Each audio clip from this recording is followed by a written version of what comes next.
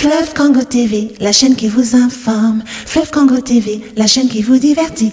Mesdames et messieurs, bonjour et bienvenue à cette édition spéciale où nous recevons Tom Melvin Baïki, entrepreneur, CEO de Toza Payment Technology, où nous allons discuter sur le Fonds de solidarité du Congo contre le coronavirus, FS3C. Ce fonds qui a été mis en place, une initiative des Congolais de la diaspora dont Tom Melvin Baïki fait partie ou sûrement est l'initiateur. Tom Melvin, bonjour. Bonjour mon très cher frère. Alors, le Fonds pour la solidarité du Congo contre le coronavirus, c'est quoi ce fonds? Est-ce que vous pouvez nous en dire un peu plus sur ce fonds? Aujourd'hui, le Fonds de solidarité pour le Congo-Brazzaville contre le coronavirus, c'est un fonds qui permet au fait des Congolais de se confiner tranquillement et d'avoir un accompagnement socio-économique. Et c'est un fonds que la diaspora congolaise aujourd'hui a mis en place pour accompagner nos parents qui sont restés au pays et de ne pas que cette pandémie soit répandue sur toute l'étendue du territoire. Alors, comment ça se passe avec la gestion de ce fonds au niveau, vous êtes en Angleterre, certains Congolais de la diaspora sont en France, en Italie, en Asie, enfin en Europe tout entière, en Asie, en Amérique et aussi en Afrique, pourquoi pas. Comment est-ce que vous vous organisez pour la collecte de ces fonds? Oui, ça c'est une très bonne question, mais je dirais déjà, pour vous répondre à cette question, je voudrais simplement d'abord saluer et remercier ceux qui ont déjà participé à ce fonds, ceux qui ont donné tout ce qu'ils ont pu donner pour la bonne cause, pour une cause très noble de sauver la vie des Congolais au niveau du Congo-Brazzaville. Maintenant, pour participer, c'est simple. Nous avons mis en place un système de SMS ou de WhatsApp ou un système de email. Donc, vous pouvez nous contacter par d'autres WhatsApp qui nous partagent souvent sur les réseaux sociaux. Vous pouvez aussi nous contacter inbox en indiquant vos coordonnées, le prénom, le nom de famille, email adresse et le montant que vous souhaitez payer. Nous, de l'autre côté, nous générons une facture et nous vous enverrons la facture avec l'option de payer soit par carte ou soit par virement bancaire. Et c'est comme ça que nous fonctionnons en ce moment. Dès ce soir, il y aura un site internet dédié spécifiquement pour ce fonds et ce site sera boosté sur tous les réseaux sociaux avec tous les grands leaders de la française pour essayer un peu de faire la collecte, que ce soit sur le plan international. Mais déjà, en tant qu'un établissement de paiement que je représente, nous avons un partenaire de processeur de paiement qui est Stripe, et qui Stripe a l'habitude, et c'est son métier, de faire le paiement à distance. Donc, avec la page de la facture de Stripe, nous pouvons bien sûr traiter les paiements de ceux qui sont partout dans le monde en utilisant leur carte bleue.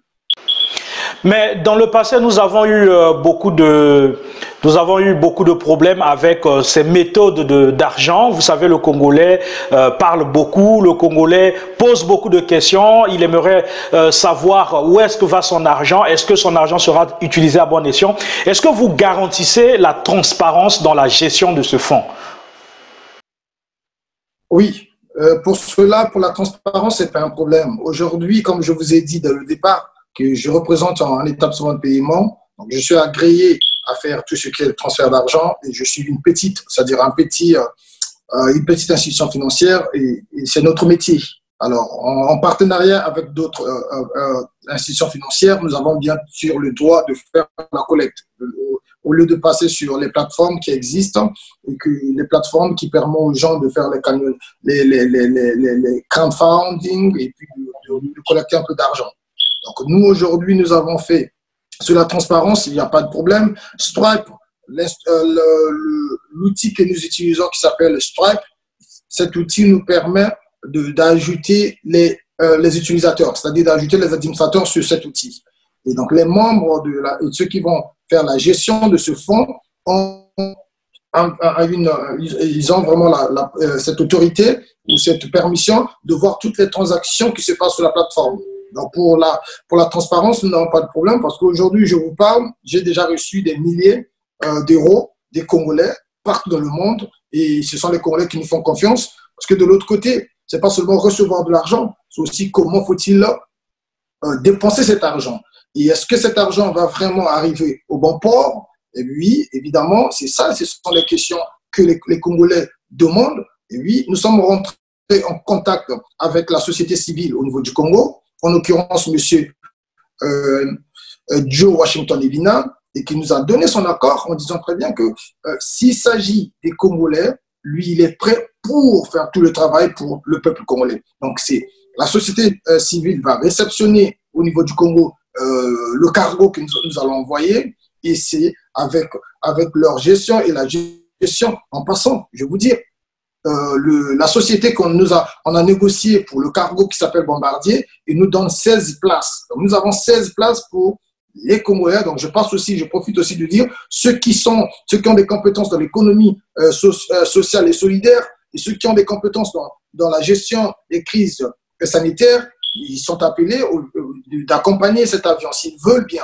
s'ils vont accompagner, ce sont eux qui vont gérer aussi de l'autre côté avec la société civile.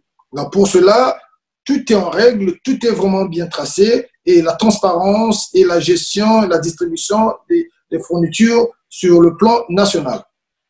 Mais M. Tom Melvin, vous pensez que donner la responsabilité au niveau du Congo à Joe Washington Ebina, qui est de la société civile, c'est bien beau, mais vous pensez que ça ne créerait pas des malentendus parce que Joe Washington Ebina est en quelque sorte une épine pour le gouvernement congolais? Vous savez qu'au Congo, même pour les petites choses, on introduit toujours la politique dans la gestion de toutes les crises que nous traversons. Est-ce que vous ne pensez pas que Joe Washington Ebina pourrait être un frein pour que ce cargo arrive au Congo, ou pour que vous ayez l'autorisation du gouvernement congolais afin que ce cargo arrive au Congo? Bon, monsieur Manassé, vous devez savoir une chose. Cette initiative, elle n'est pas politique, elle n'est pas ethnique, elle n'est pas non plus communautaire. Donc, c'est pas un groupe de gens pour satisfaire un pouvoir ou de satisfaire des gens qui veulent faire cette initiative. Non. Cette initiative, elle est typiquement humanitaire et sous le plan national. Donc, il ne s'agit pas des Bakongo, il ne s'agit pas des Bembe, il ne s'agit pas des Mboshi, il ne s'agit pas des Teke, les Vili, les Kouyou, ainsi de suite, mais il s'agit du Congo, c'est-à-dire le peuple congolais qui doit être en harmonie avec toutes les règles sanitaires pour renforcer, c'est-à-dire le confinement, et que ce peuple doit être accompagné. Et nous, en tant que la diaspora, nous devons aussi participer dans cette œuvre de renforcer le confinement. Alors, si nous parlons de notre frère Washington, Joe Ebina, cela, c'est au-delà de Joe Ebina. C'est au-delà de Joe Ebina. Nous parlons du Congo, nous parlons de la vie. Parce que j'ai suivi le Premier ministre de Dubaï qui dit ceci, il dit, depuis la nuit de temps, on pose toujours la question, est-ce que c'est l'économie qui dirige la politique ou la politique qui dirige l'économie? Mais il a vite compris que c'était la santé. Donc la santé est au-delà de tout. Quand la santé est menacée, tout est menacé. Et la santé est menacée par le coronavirus. Vous voyez, il n'y a plus de politique, il n'y a plus d'économie, tout est à terre. Donc ici, ce n'est pas un problème politique, c'est un problème sanitaire. Nous sommes, comme on dit, notre race, la race humaine, terrienne, la race terrienne est touchée. Il y a une guerre contre ce virus et nous devons sauver les vies. Mais oui, tout à fait, mais je n'en disconviens pas, mais vous savez quand même qu'au Congo, quand on parle de gestion, généralement l'homme politique veut fourrer son nez partout, et peut-être que certaines personnes ou certains politiques font de ça un business, Donc est-ce que cette peur-là, cette crainte-là ne va pas être dans le cœur des Congolais? Manassé, vous le savez très bien que nous sommes matures aujourd'hui. Nous ne sommes plus ce peuple-là qui n'arrivait pas à discuter avec, par exemple, le blanc, qui parlait avec le blanc en baissant les yeux. Aujourd'hui, nous parlons avec le yeux dans les yeux. Aujourd'hui, nous parlons avec nos politiques yeux dans les yeux. Nous sommes une génération qui n'a pas peur, une génération qui ose. Aujourd'hui, nous voulons oser d'envoyer un cargo. C'est-à-dire une génération qui ose d'envoyer un cargo pour sauver la vie de leurs proches, parents qui sont restés au Congo. Donc c'est au-delà de la politique. Et je dirais bien, on va tourner un peu la page sur cette politique et on va rester sur les objectifs de aider, de sauver la vie des Congolais. Alors, Tom Melvin, quelle est la procédure pour que ces Congolais massivement adhèrent à cette initiative? Comment est-ce que nous pouvons faire si nous voulons contribuer pour ce fonds de solidarité du Congo contre le coronavirus? Très bien, il est très simple. Aujourd'hui, pour participer, c'est la participation, en fait, et c'est ça le patriotisme. Tout Congolais est censé de participer dans ce programme. C'est-à-dire ce fonds appartient aux Congolais. Pour participer, c'est simple. Vous nous contactez soit par inbox, soit par WhatsApp, soit par email, en indiquant vos coordonnées, nom, prénom et le montant que vous allez, envoyer. Et nous allons générer au retour la facture et nous vous envoyons la facture avec l'option de faire le paiement soit par carte bleue ou soit par virement bancaire. Merci à vous, Tom Melvin. Quel est donc le dernier message que vous donnez à l'égard de tous ceux qui vous suivent, toute la diaspora entière et aussi au niveau du gouvernement? Parce que est-ce que vous avez déjà obtenu l'autorisation du gouvernement? Est-ce que vous attendez toujours l'autorisation du gouvernement pour que ce cargo atterrisse au Congo? Est-ce que vous avez un mot à dire au gouvernement et à la diaspora? Oui.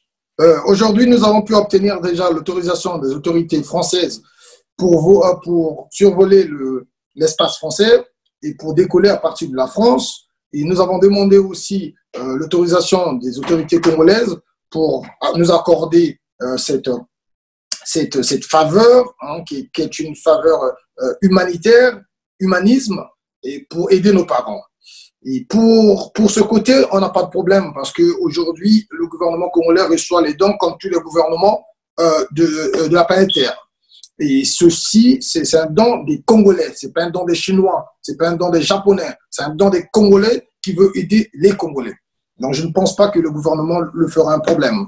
Au niveau de la diaspora, je vous appelle tous, vous tous les leaders d'opinion, mes amis, mes frères et sœurs, je vous aime bien, vous êtes les gens magnifiques.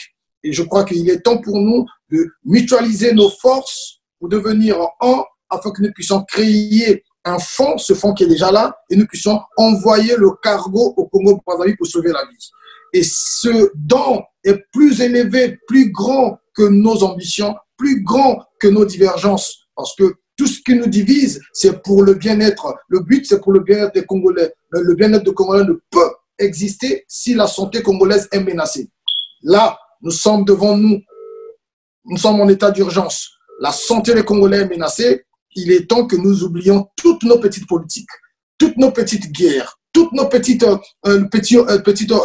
orgueils, toute notre petite arrogance, pour venir ensemble et que pour avoir une seule voix, avec une seule voix, nous pouvons aider nos parents. Donc, je profite aussi, Monsieur Banassé, si vous me permettez, de dire un petit mot en lingala.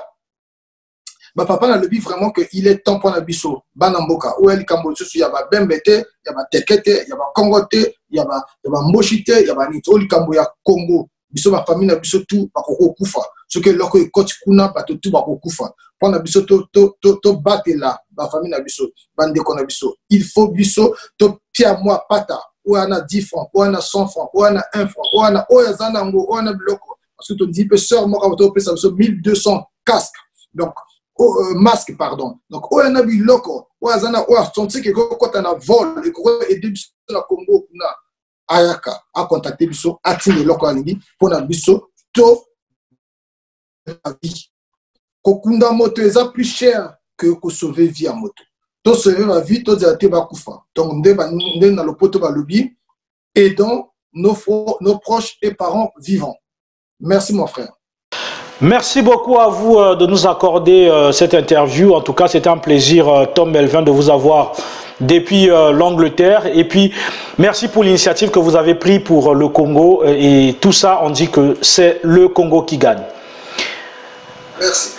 Alors, chers internautes, c'était donc Tom Melvin Baïki. Je rappelle que Tom Melvin est donc entrepreneur et aujourd'hui dans le projet Fonds de solidarité du Congo contre le coronavirus, il nous invite massivement à participer, à contribuer à ce fonds parce que nous sommes tous Congolais où que nous soyons au niveau de la diaspora, que ce soit quand on parle de la diaspora, on ne voit pas seulement l'Europe, mais il y a aussi de ceux qui sont en Afrique. Donc, ne pensez pas que la diaspora, ce n'est que ceux qui sont en Europe, en Amérique ou partout en Asie, mais aussi ceux qui sont en Afrique, donc tous ceux qui sont hors du territoire national. C'était donc une édition faite à chaud et nous continuerons toujours à vous donner des informations sur le confinement, sur l'évolution de la situation du Covid-19 en République du Congo. Et je vous dis merci. N'oubliez pas de vous abonner massivement sur notre chaîne afin de pouvoir avoir de plus amples informations de temps en temps.